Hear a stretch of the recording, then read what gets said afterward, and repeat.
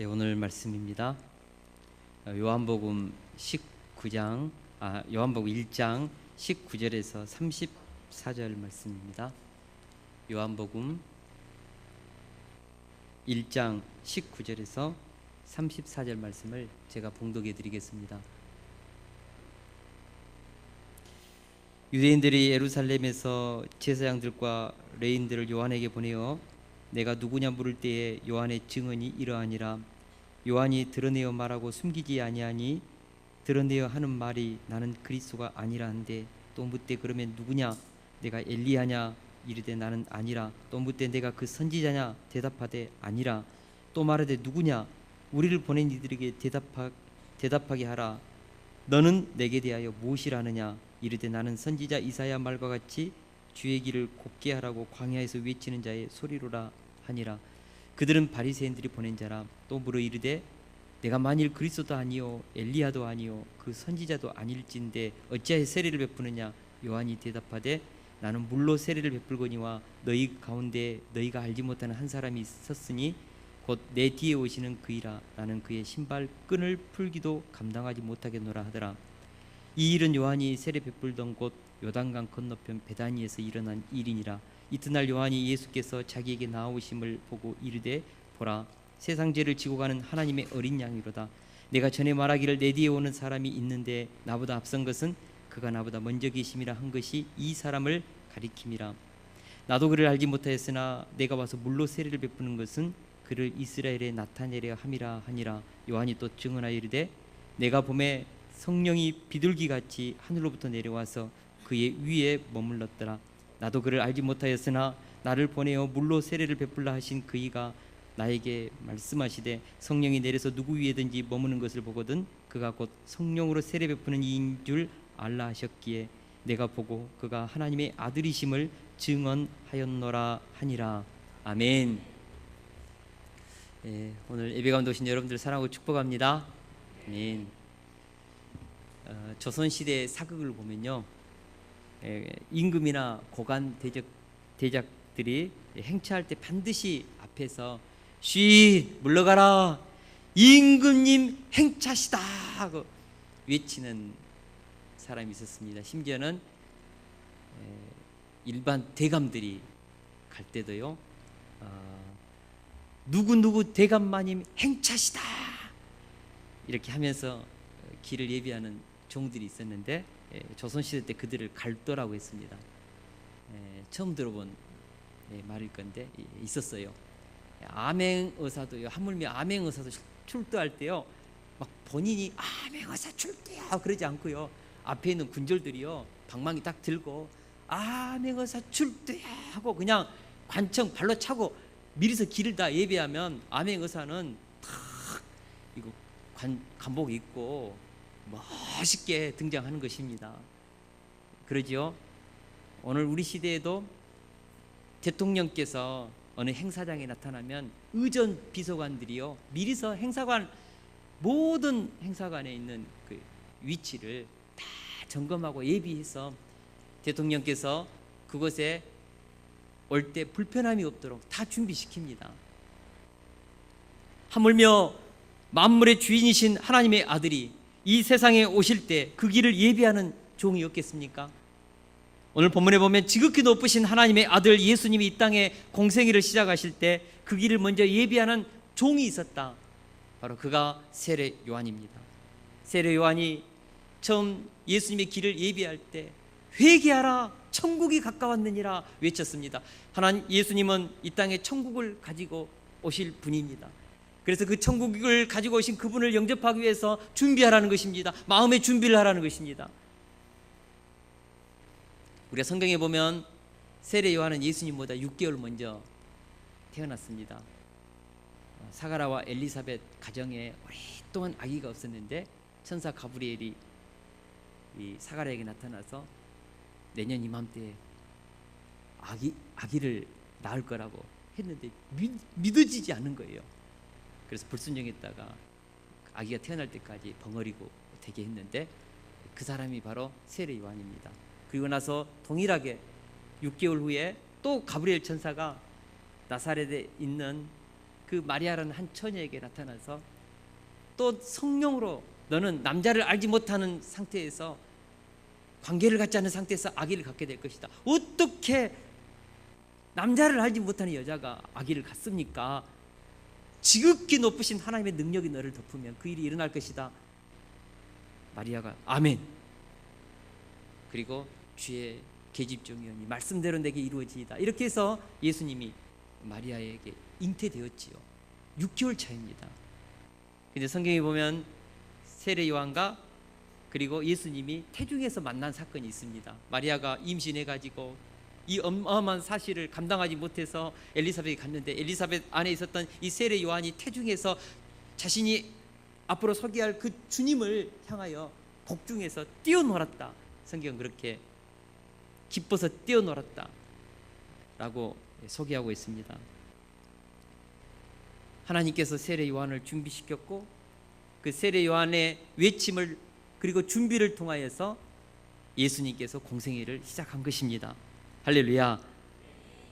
세례 요한이 공생애를 시작했을 때 광야에서 예수님의 길을 예비했을 때 어마어마한 역사가 일어났습니다. 그가 외치는 그 회개의 소리에 수많은 사람들이 반응했습니다. 예루살렘과 유대와 요단강 주변에 있는 모든 사람들이 와서 세례를 받았습니다.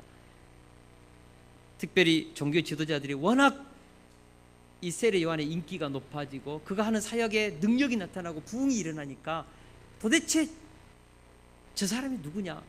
그 시대 때는 즉 메시아를 대망하고 열망하는 분위기가 있었습니다. 혹시 그가 메시아가 아닐까? 그리스도가 아닐까? 그래서 물었습니다. 혹시 당신이 그리스도가 아닙니까? 이때 세례 요한이 이것을 부인하지요. 오늘 말씀을 통하여서 세례 요한이 어떻게 예수님이 이 땅에서 공생애를 시작하시도록 준비했는가, 이것을 가지고 앞으로 예수님의 길을 준비하는 우리 사역자들, 특별히 왕같은 제사장으로 부름을 받은 우리 성도들이 어떻게 이 땅에서 하나님의 구속사를 위해 섬겨야 할지 그 자세를 좀 몇 가지로 배우고자 합니다. 첫째로 우리는 소리로 사역해야 합니다. 소리로 사역해야 합니다. 여러분, 소리는 형체가 없습니다. 소리는 내용을 전달하고 사라지는 존재입니다. 그래서 우리는 소리에 대해서 주목하지 않습니다. 우리는 이 마이크의 음을 통하여서 소리를 듣지 우리는 이 마이크에 주목하지 않습니다. 소리는 내용을 전달하고 사라져야 합니다. 할렐루야. 우리의 사역자는 소리가 되어야 됩니다. 이 마이크가 소리를 전달하면서 목회자의 그 설교를 전달하면 되는데 자기가 그냥 좀 보이려고 요렇게 갔다가 막 예를 들어서 요렇게 가고 막 그러면은 얼마나 제가 힘들겠어요. 그죠? 얘는 그냥 소리만 전달해 주면 돼요. 자기 역할을 충실하게 감당한 것입니다. 우리가 예수 그리스도의 복음의 전달자입니다. 전달자는 소리로서의 역할을 하고 살아줘야 되는 것이죠. 내가 예수님을 전달하고 나서 영광 받고자 막 고개를 들이대밀고 나를 좀 주목해 달라고 그러면 타락하는 것이고 복음의 내용은 사라지는 것입니다. 저는 우리 교회가 또 사역하는 모든 분위기가 오직 예수 그리스도 그분만이 이 교회에 충만히 드러나기를 원하고 오늘도 이 설교 내용을 통해서 오직 그 주님만이 우리의 심령에 살아 역사하는 은혜가 있기를 원합니다. 사랑하는 성도 여러분, 모든 목자들도 그렇고 사역자들도 그렇고 우리는 소리가 되어야 됩니다. 나를 막 뽐내고 드러내는 순간 복음은 사라지고 주객이 전도되고 나를 통하여서 이루고자 하시는 하나님의 구속사가 막히는 것이죠. 여러분, 우리가 이 땅에 상급을 쌓는 인생이 아니라 하늘의 상급을 쌓아야 한다고 믿습니다. 이 땅에 상급을 쌓지 않는 길은 소리가 되는 것입니다. 요한이 모든 사람들이 요한에게 주목했습니다. 대단한 인물이었고 대단한 하나님의 역사를 나타내는 능력이 그의 입술을 통하여 인격을 통하여 나타나니까 혹시 당신이 그리스도가 아니냐? 나는 아니다. 그러면 당신은 혹시 엘리야가 아니냐? 나는 엘리야가 아니다. 그러면 모세 이후로 보내는 그 선지자가 모세와 같은 그 선지자가 아니다. 나는 그 선지자가 아니다. 자기를 철저하게 부인했습니다. 심지어는 나는 그분의 신발끈 풀기도, 예수님의 신발 당번하기도 부족한 사람입니다. 자기를 낮췄습니다. 이런 낮춤, 소리와 같은 겸손함이 저와 여러분들의 인생 가운데 있기를 원합니다. 우리 교회 가운데, 사역자들 가운데 철저하게 주님만 높이고 주님만 드러내고 우리는 깨끗하게 형체도 없이 사라지는 그런 사역자로, 저도 그런 사역자가 되도록 기도해 주시고 여러분들도 그런 사역자로 살기를 원합니다. 둘째로, 주의 길을 곱게 해야 한다고 했습니다. 세례 요한은 자신의 사역을 이렇게 소개했습니다. 나는 선지자 이사야 말과 같이 주의 길을 곱게 하라고 광야에서 외치는 소리다. 다시 말하면 자기는, 요한의 사역의 내용은 주의 길을 곱게 하는 것입니다. 이게 무슨 뜻일까요? 곱게 한다는 것은 평탄하게 한다는 뜻입니다. 예수님이 우리 인생 가운데 왕으로 임하실 때 세례 요한은 사람들의 마음을 평탄하게 해서 예수님이 오시도록 하는 그 사역을 했다는 것이죠. 사랑하는 동역자 여러분, 우리가 해야 될 사역은 바로 예수님이 우리의 심령에 오시도록 사람들의 마음 가운데 시온의 대로를 까는 역할을 해야 합니다. 사람들의 마음이 얼마나 상처와 왜곡과 그리고 그들의 마음 가운데 깊이 패인 쓴뿌리로 온갖 패이고 굽어지고 마음은 높아져서 교만한 그런 심령들이 얼마나 많습니까? 요한은 바로 그들을 회개시켰습니다. 상처받고 깨진 마음들은 치유하고 왜곡된 사람들의 마음은 곱게 펴고. 여러분, 많은 사람들의, 예수님이 이 땅에 오실 때 왜곡된 시각을 가지고 있습니다. 교회에 대해서 얼마나 비판하는지 모릅니다. 복음에 대해서 얼마나 많이 오해하고 있는지 모릅니다. 예수 믿는 사람들 때문에, 가족 때문에, 예수 믿는 그 가족들 때문에 상처받는 심령들이 너무나 많습니다. 우리가 예수님이 오셔서 그 사람의 인생 가운데 주님이 왕으로 오시도록 그들의 마음을 평탄하게 하는 사역들을 우리가 하는 것입니다. 그 일을 위해서 우리가 평탄 작업이 되어 있어야 합니다. 우리의 삶이. 예수 믿는 사람을 보면 주변에 있는 사람들이, 야, 저 사람 보니까 저 사람이 믿고 있는 예수님 나도 믿고 싶다. 그가 붙들고 있는 예수님이 도대체 뭘까? 교회가 얼마나 좋은가? 막 이런 이미지를 가지면서 그들이 기대하고 사모하는 마음으로 예수님께 나올 수 있는 그런 일들을 우리가 해야 합니다. 이번 영혼사는 축제 가운데서 우리가 영혼을 초청하지 않습니까? 그 초청하는 영혼들에게 우리가 주의 길을 곱게 하는 평탄 작업을 우리가 미리서 다 해놔야 됩니다. 그래야 앉아서 예수님을 편견 없이 사모하는 마음으로 받아들일 수 있도록 그들의 내면 작업을 누가 하는 것입니까? 우리가 하는 것입니다. 할렐루야. 그것을 위해서 초청하는 사람들의 마음 가운데 치유되고 회복된 영성, 예수 그리스도의 그 온유함과 사랑이 넘쳐나는 그런 아름다운 품성, 이미 우리의 마음이, 우리의 인격이 평탄 작업이 되어 있어야 합니다. 우리를 보고 감동받아야 돼요. 할렐루야. 세례 요한은 예수님이 왕으로 사람들의 심령 가운데 오실 수 있도록 그들의 마음을 미리서 준비시켰다는 것입니다. 높아진 마음은 내리고 상처난 마음은 치유하고 왜곡된 마음은 곱게 펴서 예수님이 왕으로 오실 때 예수님의 말씀을 받아들일 수 있도록 환경을 예비했다, 그 뜻입니다. 우리도 그 일을 해야 됩니다. 마지막 예수님이 재림하실 때, 이 땅에 재림하실 때 주님이 오시도록 왕의 대로를 우리가 놓아야 하는 것입니다. 어떻게 놓을 것인가? 하나님의 말씀에 순종하고 우리의 인격 가운데 예수 그리스도의 그 성품이, 하나님의 그 성품이 우리 속에 돼야 되는 것이죠. 우리들의 얼굴은 뭐죠? 예수님의 얼굴이 돼야 됩니다. 우리의 얼굴은 전도지입니다. 저를 한번 따라서 하겠습니다. 내 얼굴은 전도지다. 예, 우리의 얼굴이 전도지입니다. 그래서 우리를 보고 예수님을 사모하는 마음을 갖도록 해야 합니다. 저는 우리 세숫교회 성도들이 다 그럴 수 있기를 기도합니다. 세 번째로, 우리의 사역지가 광야임을 깨달아야 합니다. 세례 요한이 사역했던 것은 광야였습니다. 여러분, 광야는 황폐한 것입니다. 사람들이 살지 않습니다. 소리를 외치면 광야는 소리가 사라집니다. 산에서 소리를 외치면 메아리라도 돌아서 오는데 광야는 소리를 먹어서 돌아오지가 않습니다. 외롭고 황폐하고 사람들이 기웃거리지 않는 그런 광야에서 세례 요한은 진리를 외쳤고 이 제약되고 폐역한 시대에 예수님을 영접할 수 있도록 광야에서 외치는 소리가 되었다. 외롭지만 그 진리의 사역을 했다, 그 뜻입니다. 놀랍게도 광야에서 세례 요한이 외쳤을 때 예루살렘에서 온 유대에서 요단강 사방에서 몰려들어서 세례 요한이 외쳤던 그 진리를 들었습니다. 그리고 세례를 받았고 그들이 마음속에 천국을 가지고 오실 그 예수님을 받아들일 준비를 그 광야에서 했다는 것이죠.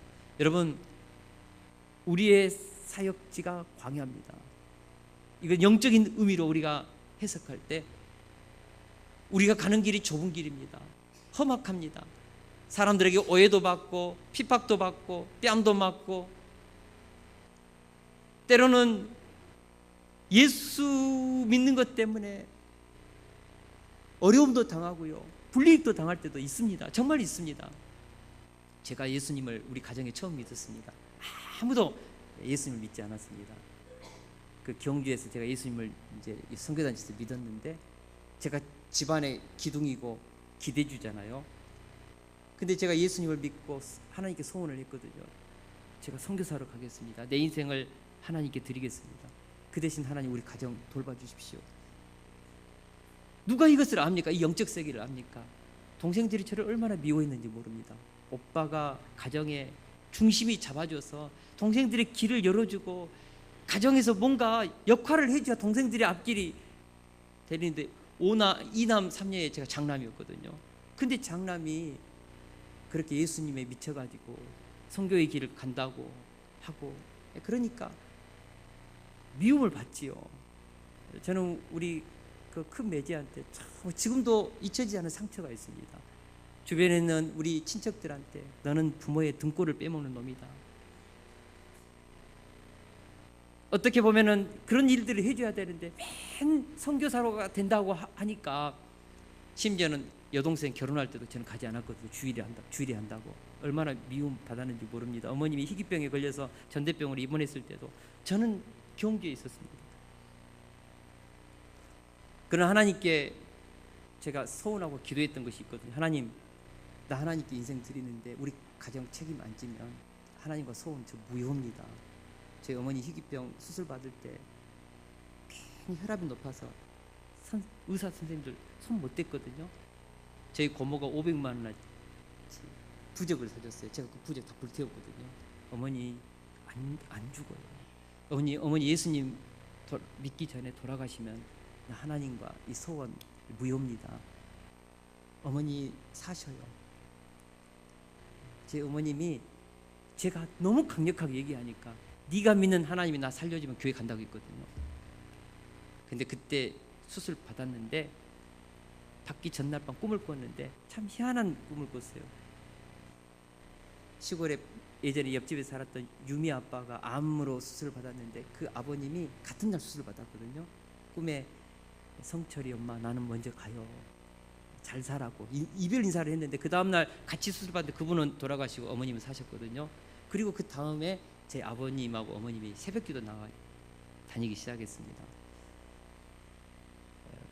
그뿐 아닙니다. 제가 선교단체에 있을 때 선교센터 건축할 때도 제 아버님한테 전화해가지고 제가 아버님 소 팔아서 좀 달라고 했거든요. 제가 그땐 그런 믿음이 있었어요. 그래서 그거 아버님 몫으로 제가 건축원금도 하고, 그 대신 하나님 우리 가정 책임져 달라고. 오해도 많았습니다. 근데 제 나이가 딱 50이 돼서 뒤를 돌아보니까 하나님께서 가정을 지켜주셨고 아버님 건강 보호해 주셨고 이제는 주변으로부터 존경받는 인생을 살 수 있도록 하나님께서 가정을 세워주시는 것을 저는 체험했거든요. 여러분, 우리의 신앙이 광야와 같습니다. 오해도 받습니다. 외롭습니다. 우리가 이 진리를 붙잡고 사는데 사람들이 우리가 가지고 있는 이 진리가 뭔지, 영적 세계가 뭔지 압니까? 몰라요. 광야와 같아요. 그런다 할지라도 우리가 광야에서 외치는 소리로 중심을 지키고 믿음으로 살면 하나님께서 때가 되면 광야에 외치는 자의 소리를 사람들이 듣게 하시고 그 광야에서 하나님은 꽃을 피우고 사막에서 하나님의 풍성하고 부요한 에덴 동산을 이루는 역사가 나타납니다. 세례 요한이 그러지 않습니까? 광야에서 외쳤는데 그 광야로 예루살렘은 수많은 사람들과 주변에 있는 온 유다 땅에 있는 사람들이 다 요한에게 왔지 않습니까? 왜 왔을까요? 왜 예루살렘에는 종교 지도자들도 있고 대제사장들도 있고 그곳에는 바리새인들 위대한 성경학자들도 있는데 왜 광야에서 요한의 말을 듣기 위해서 몰려들었을까요? 요한 안에 진리가 있었고 생명이 있었고 시대를 깨우는 영성이 있었고 그의 가운데 하나님이 쓰시는 거룩한 하나님의 임재가 있었기 때문입니다. 저는 우리 교회가 그렇게 되기를 원합니다. 광야와 같은 이 세상에서 우리에게 진리가 있고 하나님의 복음이 있고 외롭고 오해도 받지만 우리가 그런 것이 우리 속에 차고 넘칠 때 하나님은 우리를 통하여 민족 복음화와 세계 선교 다음 세대를 역사의 주역으로 섬기는 이 황홀하고 위대한 구속사가 이곳에서 저는 이루어지리라 믿습니다. 가정에서 외롭게 신앙생활 하시는 분들 힘내세요. 광야에서 하나님은 진리의 새 역사를 이루십니다. 우리는 광야에서 외치는 이 소리의 사명을 끝까지 외롭지만 사람들이 묵어버리고 반응하다 않는다 할지라도 우리 이 길을 끝까지 가야 된다고 믿습니다. 그러면 광야에 외치는 자의 소리 세례 요한이 증거한 예수님은 누구십니까? 다 같이 29절 말씀을 같이 한번 읽어보겠습니다. 29절 말씀 시작. 보라 세상 죄를 지고 가는 하나님의 어린 양이로다. 아멘. 세례 요한은 예수님을 보라고 했습니다. Look, 보라. 여기서 보라는 의미는 소망을 가지고 예수님을 바라보라는 뜻입니다. 보라, 기대와 열망을 가지고 예수님을 앙망하라. 보라, 우리가 이제까지 기다리던 그 메시아가 오셨다. 그분을 믿고 영접하라. 보라, 세상 죄를 지고 하는 하나님의 어린 양을 보라. 그러면 세례 요한이 그토록 감격적으로 바라보라고 외친 예수님은 도대체 어떤 분이시길래 그분을 보라고 세례 요한은 외쳤을까요? 첫째로 예수님은 세상 죄를 지고 가는 하나님의 어린 양입니다. 여기서 어린 양이란 무슨 의미인지 구약적인 개념에서 이해해야 세례 요한이 외친 세상 죄를 지고 가는 하나님의 어린 양이라는 이 말을 이해할 수 있습니다. 여러분 출애굽기 12장에 보면 최초로 이 어린 양이 나옵니다. 물론 아브라함이 모리아산에서 자기 아들을 번제로 드릴 때 하나님께서 예비한 어린 양이 있었습니다. 이 어린 양도 하나님이 보낸 어린 양입니다. 그러나 더 구체적으로는 출애굽기 12장에 나오는 6월절 장자 재앙이 일어날 때 어린 양의 피를 문설주와 임방에 발랐을 때 이스라엘 백성들의 죄에 대한 심판이 패스오버 지나갔습니다. 대속 제물의 어린 양의 피를 문설주에 바를 때 그들은 구원받았습니다. 어린 양, 구약에서 말하는 어린 양은 바로 그 뜻입니다. 그들의 죄를 대속하고 죽음의 형벌로부터 그들을 구원하는 대속 제물. 이스라엘 백성들은 이후부터 항상 죄가 있을 때마다 흠없고 점없는 어린 양을 잡아서 그 피를 뿌림으로 제사함을 받고 하나님 앞에 나아갈 수 있었습니다. 그러나 우리가 잘 아는 것처럼 구약의 이 제사는 번거롭고 불완전했습니다. 죄를 지을 때마다 어린 양을 잡아서 피를 뿌려야 하니 얼마나 복잡하고 부담스러웠겠습니까?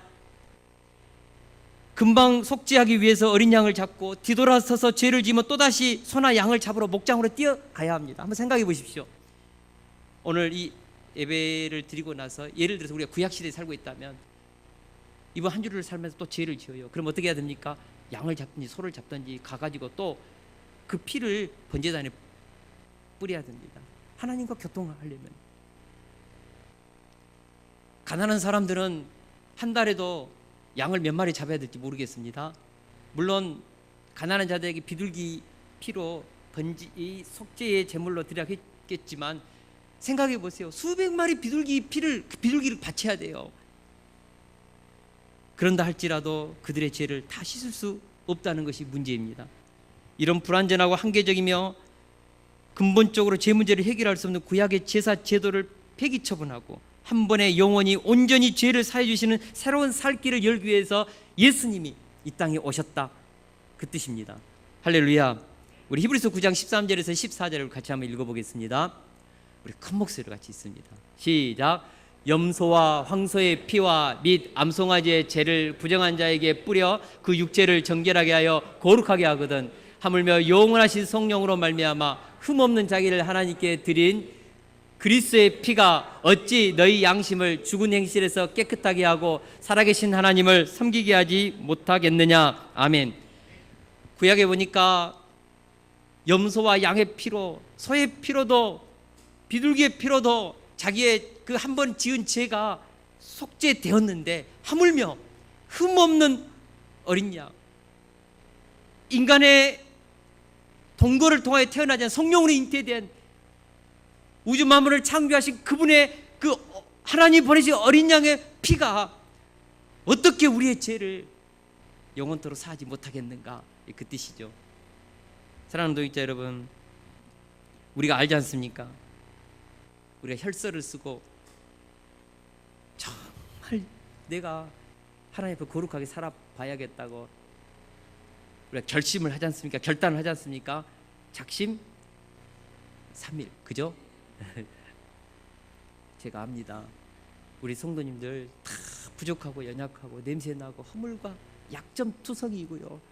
그러나 마음속으로는 황홀한 주님과의 사랑의 고백을 하고 계시는지 압니다.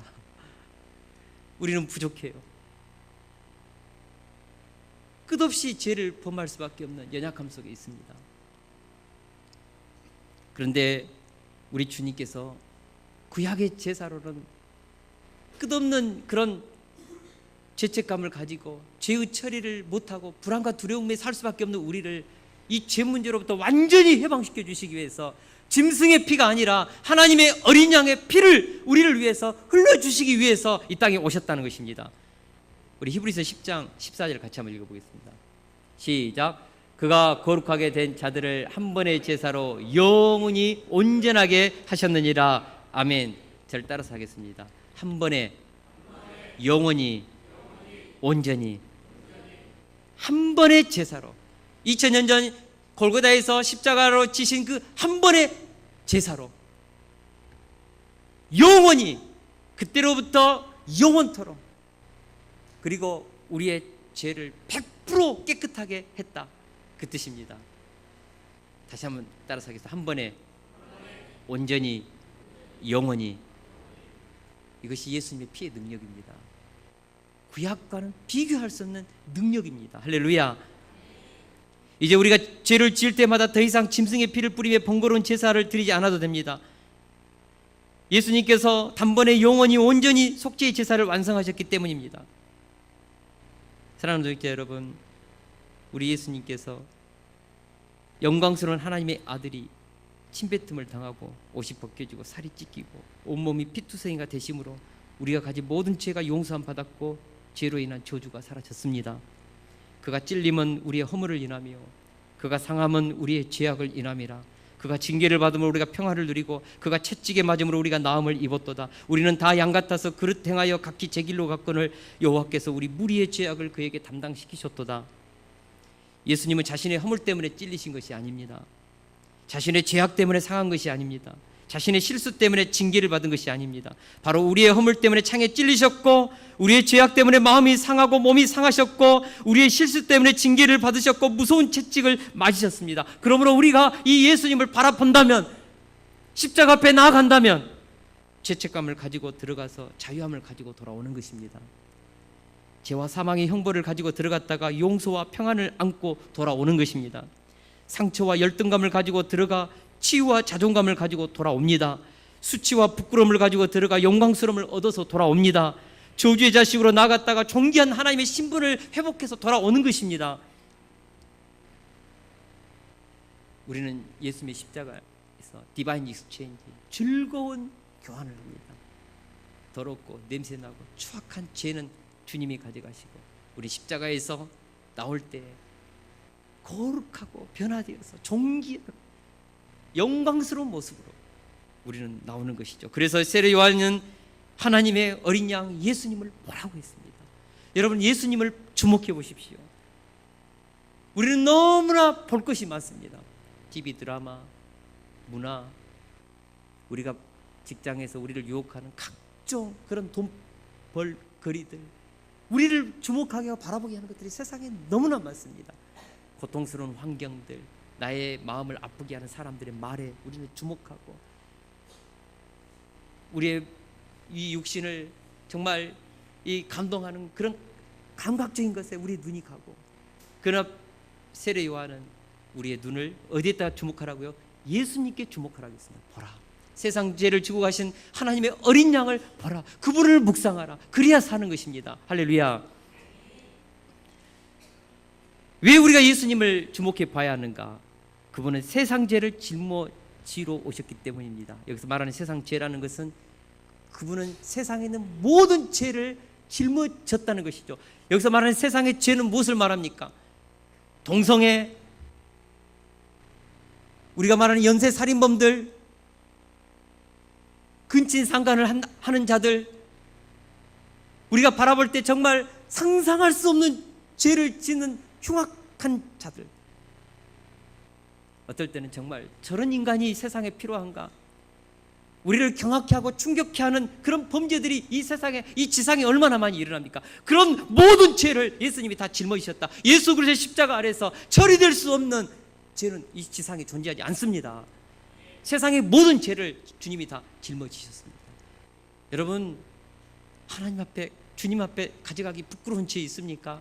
주님께서 세상의 모든 죄를 다 가져가시기 위해서 오셨다는 이 사실을 영접할 수 있기를 주님의 이름으로 축원합니다. 여기서 말을 짊어졌다는 것은 영어로 take away, 짊어지고 가서 없애버렸다는 뜻입니다. 여러분, 죄는 마치 쓰레기와 같습니다. 온갖 더럽고 추하고 냄새나는 쓰레기 더미와 같이 우리의 죄 문제는 심각합니다. 그러나 아무리 냄새나고 불결한 쓰레기를 할지라도 우리가 쓰레기 봉지에 잘 담아서 대문 앞에 두면 청소부 아저씨가 그 다음날 아침에 다 가져가지 않습니까? 우리 교회에 보면요, 주일 마치고 나면 저기 우리 지금 이제 3층에서 우리 유치부 아동부 예배드리고 있는데 엄청난 그 쓰레기가 나오거든요. 또 우리 식사하고 나면 또 음식 쓰레기도 나오고요. 여기저기 막 박혀있어. 그래서 구더기도 있고요. 여름에는 정말 힘듭니다. 이렇게 나중에 정리하다 보면. 근데 그것을 다 해가지고 앞에, 교회 앞에 딱 갖다 놓으면 그 다음날 아침이면 싹 가져가 버립니다. 얼마나 좋은지 몰라요. 종량제 봉투에다가 넣어놓으면요, 가져가요. 만약 안 가져간다면 이거 어떻게 하겠어요? 이 냄새 나는 이 쓰레기, 음식 쓰레기, 구더기 나는 거, 악취 나는 거, 여름에 여러분 경험하지 않습니까? 근데 가져가잖아요. take away.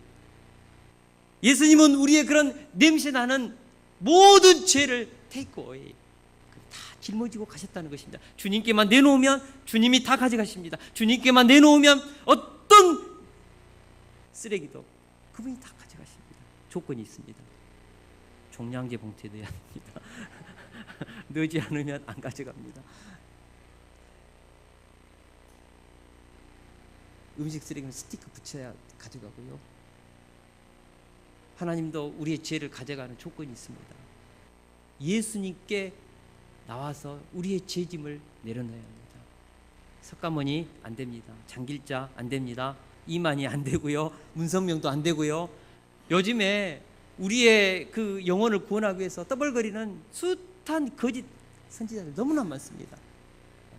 아무런 효능 없습니다. 아무리 거기다가 내맡겨도요, 죄 처리 못합니다. 안 가져가요. 하나님은 예수 그리스도 십자가 아래 우리의 죄를 그곳에 가져갔을 때만 우리의 죄는 take away, 그분이 지고 가십니다. 하나님이 우리의 죄를 해결하기 위한 유일한 장치입니다. 하나님이 보내신 우리의 죄의 쓰레기를 처리하고 우리에게 하나님의 거룩한 신분과 구원과 영생을 주는, 존귀함을 주는, 치유와 회복을 주는 예수 그리스도, 그분을 바라보라는 것입니다. 하나님이 보내신 대속의 제물 어린 양 예수님을 바라보라는 것입니다. 할렐루야. 예수님을 바라봐야 합니다. 그러면 우리는 구원받습니다. 우리의 죄는 처리됩니다. 둘째로 예수님은 성령으로 세례를 주시는 분이라고 했습니다. 우리 33절에서 34절을 같이 한번 읽어보겠습니다. 시작. 나도 그를 알지 못하였으나 나를 보내어 물로 세례를 베풀라 하신 그이가 나에게 말씀하시되 성령이 내려서 누구 위에든지 머무는 것을 보거든 그가 곧 성령으로 세례를 베푸는 이인 줄 알라 하셨기에 내가 보고 그가 하나님의 아들이심을 증언하였노라. 아멘. 요한 자신은 물로 세례를 베풀었지만 자기 뒤에 오시는 그분은 성령으로 세례를 베푼다고 했습니다. 여러분, 물의 세례와 성령의 세례가 어떻게 다른지 아십니까?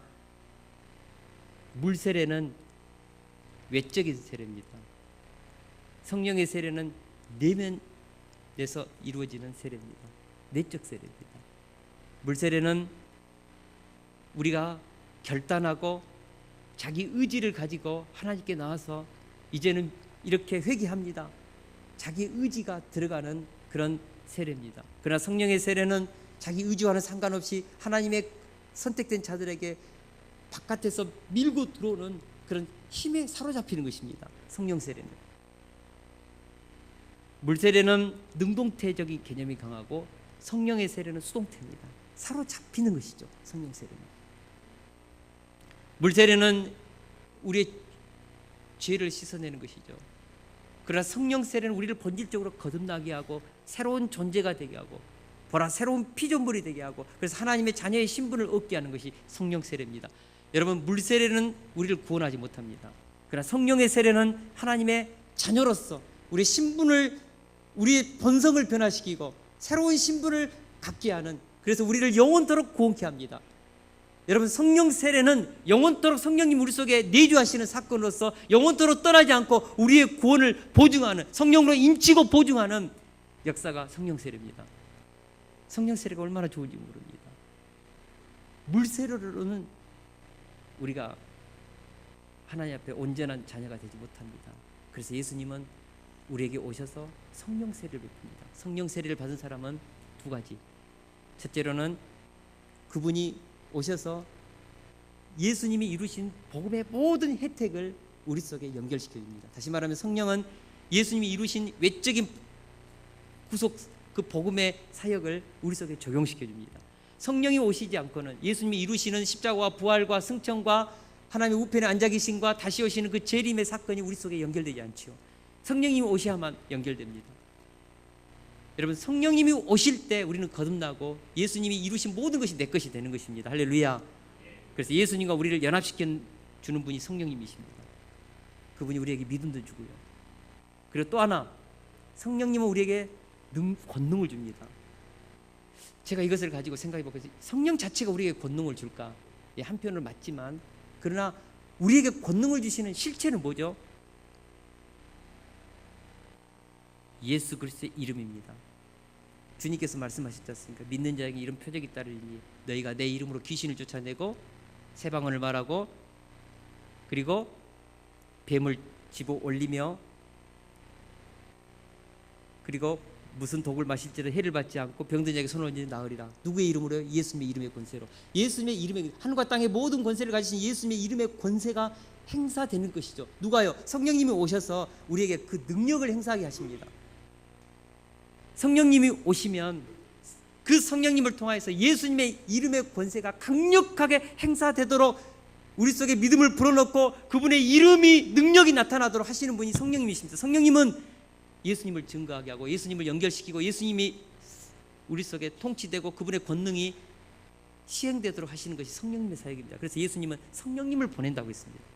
성령님을 보내지 않고는 예수님의 사역이 내 것이 되지 않고 예수님의 이루신 모든 죄사함과 의가 내 것이 되지 않고 성령님으로 인하지 않고서는 예수님의 이름의 권세가 우리 속에 행하지 않죠. 그래서 성령님을 보내셨다고 했습니다. 여러분, 우리 속에 성령님이 내주하십니다. 할렐루야. 그래서 우리는 예수님과 연결되었고 그분의 이루신 모든 것이 내 것이 된 것입니다. 인치고 보증되었습니다. 뿐만 아니고 예수님의 이름의 권세가 성령의 능력으로 행사되는 것이죠. 그래서 우리는 예수님의 이름의 권세를 가지고 정복하고 다스리고 생육봉선 충만하는 인생을 사는 것입니다. 할렐루야. 보니까는 성령을 소멸하지 말라고 있거든요. 성령을 소멸하지 말라. 성령님은 너무나 인격체이기 때문에 너무나 인격적인 분이시기 때문에 우리의 동의와 우리의 순종 없이는 그분은 우리 속에 역사하실 수 없습니다. 그래서 우리가 착각하는 것이 있어요. 성령님이 내 속에 오면은 내가 마치 다 되는 것처럼, 성령님이 알아서 다 해주는 것처럼 생각하는데 그렇지 않습니다. 우리가 어떻게 해야 됩니까? 성령께서 내게 주신 감동에 순종해야 합니다. 갈라디아서 5장 16절에 보니까 내가 이르노니 너희는 성령을 따라 행하라. 그리하면 육체의 욕심을 이루지 아니하리라. 성령을 따라 행하라. 성령을 따라 행하라. 이 말이 무슨 말씀일까요? 우리가 성령을 따르지 않으면 성령은 아무것도 할 수 없습니다. 인격적인 분이시기 때문에. 다음 주에 새벽기도 시작되거든요. 새벽기도 시작되는데 가야 된다는 건 다 알고 있지요. 근데 성령님에게 우리 순종해서 가면 엄청난 은혜를 주십니다. 근데 우리가 그 소욕을 줄다 할지라도 내가 결단하고 성령님의 그 원하심 요구에 순종하지 않으면 다음날 월요일날 올 수 있을까요? 없을까요? 절대 나올 수 없습니다. 우리가 육신의 소욕을 쫓아버리면 성령님은 아무것도 할 수 없습니다. 성령님이 아무것도 할 수 없는 것은 내가 성령의 소욕에 순종 안 하기 때문에 할 수 없는 것이지 능력이 없어서 행하는 것이 아닙니다. 성령님은 인격체입니다. 인격체입니다. 우리의 가지고 있는 자유의지, 우리가 가지고 있는 우리의 모든 것에 대해서 철저하게 우리 존중해 주시는 분이십니다. 우리가 성령님께 순종만 하면 그분은 우리 속에 능력을 행사합니다. 여러분, 성령님의 감동에 따라서 순종만 하십시오. 성령님의 인도함에 따라만 가십시오. 그러면 우리가 두려워하고 염려하는 것들이 다 그분이 해결해 주시고 우리가 상상할 수 없는 일들을 성령님께서 일으켜 주십니다. 제가 개척할 때 그걸 체험했습니다. 그리고 국내 선교, 세계 선교할 때도 그걸 체험했습니다. 우리 이구사 선교전 파송할 때 우리 교회 형편은 안 됐습니다. 그럼에도 불구하고 믿음으로 파송했을 때 하나님께서 얼마나 풍성하고 부유하게 채워주고 했는지 모릅니다. 국내 선교할 때마다 우리 교회 빛이 있거든요. 그러나 매년마다 우리가 500만 원씩 국내 선교하는데 하나님께서 얼마나 풍성하고 부유한 은혜를 이 교회 공동체 가운데 채워주는지 모릅니다. 네, 그렇습니다. 순종하면 그 이후부터는 강력한 능력으로 우리 인생을 사로잡아서 승리케 합니다. 할렐루야. 성령 충만하십시오. 자, 결론적으로 예수님은 어떤 분이십니까? 세상 죄를 지고 하신 분, 우리에게 성령 세례를 주시기 위해서 오신 분, 그분을 주목하여 보는 자들에게 저는 승리의 인생, 기적의 인생, 하나님의 나라가 우리 인생 가운데 이루어지는 인생, 왕같은 제사장의 삶, 정복하고 다스리고 생육분선 충만하는 인생, 생명 안에서 왕 노릇하는 인생, 하나님 나라의 황태자로서 이 땅에서 하나님의 뜻을 이루는 황홀한 인생, 엑설런트한 인생을 살아낼 줄로 믿습니다. 우리 찬양하고 같이 기도하겠습니다.